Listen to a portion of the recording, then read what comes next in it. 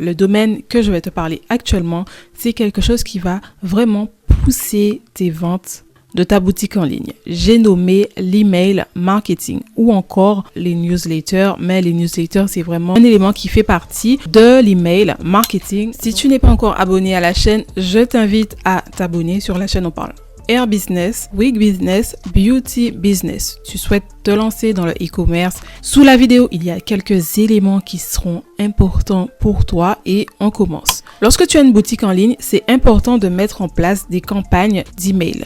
Non, tu vas pas te mettre à rédiger tous les jours des emails pour envoyer aux personnes qui se sont abonnées à la newsletter de ton site. Cependant, il existe des applications qui vont te permettre d'automatiser. Donc, au préalable, tu vas configurer les choses, tu vas créer tes emails et par la suite, tes emails vont s'envoyer automatiquement à tes clients, à tes futurs clients. L'email marketing permet plusieurs choses. De récupérer des ventes perdues. Ça sert également à augmenter ton taux de conversion et également ça améliore ton retour sur investissement. En gros, il faut comprendre que l'email marketing va te servir à faire concrètement plus d'argent. Alors, lorsque vous débutez dans l'e-commerce en ligne, vous avez tendance à oublier un peu ce domaine et c'est quelque chose qui est utilisé par les grandes marques et qui est malheureusement peu connu, peu maîtrisé par les small business. Lorsque tu as une boutique en ligne, tu peux mettre en place plusieurs séries d'emails qui vont servir à plusieurs choses. On a la série d'emails, la série de bienvenue, la welcome série. Concrètement, lorsqu'une personne va atterrir sur ton site internet et que tu auras mis la petite pop-up pour qu'elle puisse s'abonner à ta newsletter, donc cette personne-là va rentrer dans ta base de données. Et toi, au préalable,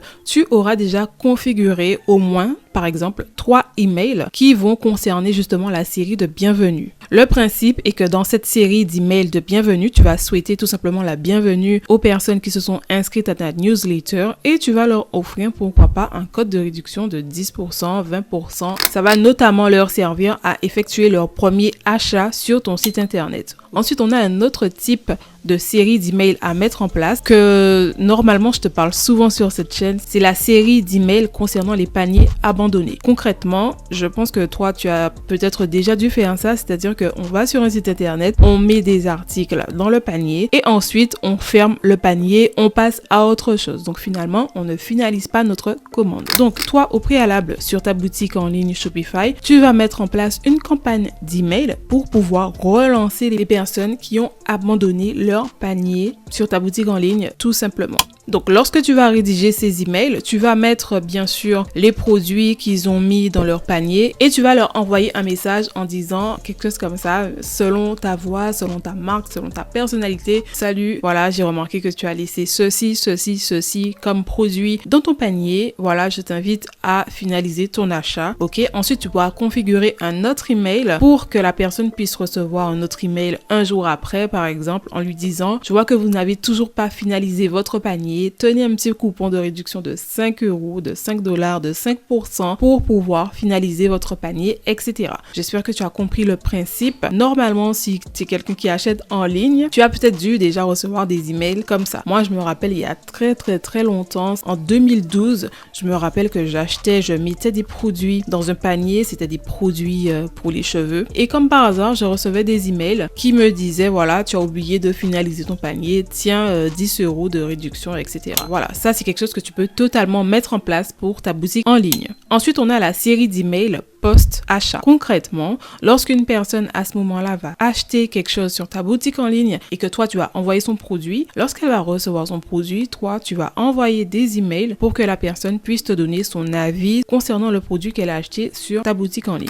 Donc là encore, ce ne sont pas des choses qui se font seules, c'est à toi de configurer, de mettre en place cette série d'emails post-achat. Tu le fais une fois et ensuite ça va s'envoyer automatiquement aux personnes dès lors qu'ils auront commandé un produit sur ta boutique en ligne. Enfin, je vais te parler de la série d'emails d'abandon de navigation. Qu'est-ce que ça veut dire? Lorsqu'une personne se rend sur ta boutique en ligne, elle visite des pages, elle voit des produits, etc. Sans forcément mettre des produits dans son panier, voilà. Elle parcourt parcourt tout simplement son site internet, voilà, elle regarde des produits, elle clique sur des produits. Tu as la possibilité, pareil, de mettre en place des séries d'emails d'abandon de navigation. Par exemple, la personne va recevoir un email de ta part en lui disant « Voilà, j'ai vu que tu es intéressé par tel produit. Je t'invite à tester nos produits. Pourquoi pas, tu peux lui donner un code de réduction pour qu'elle puisse mettre justement ce produit dans son panier, etc. » Tu dois sûrement te dire que tu as beaucoup de choses à mettre en place, que c'est compliqué, etc.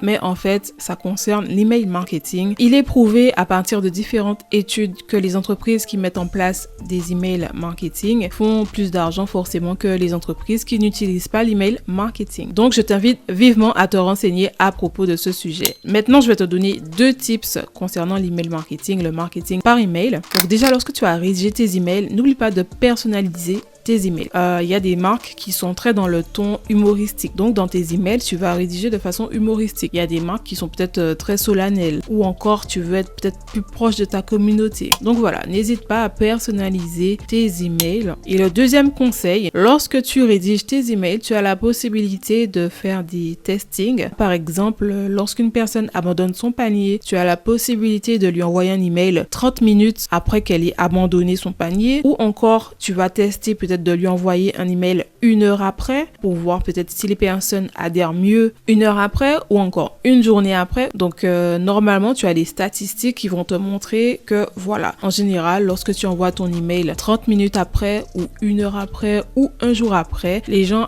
achètent mieux à partir de tel moment en fait. Si tu as ta boutique en ligne et que tu souhaites aller plus loin, que tu souhaites vraiment performer, je t'invite à m'écrire par email et on se retrouve pour une autre vidéo. À bientôt, bye.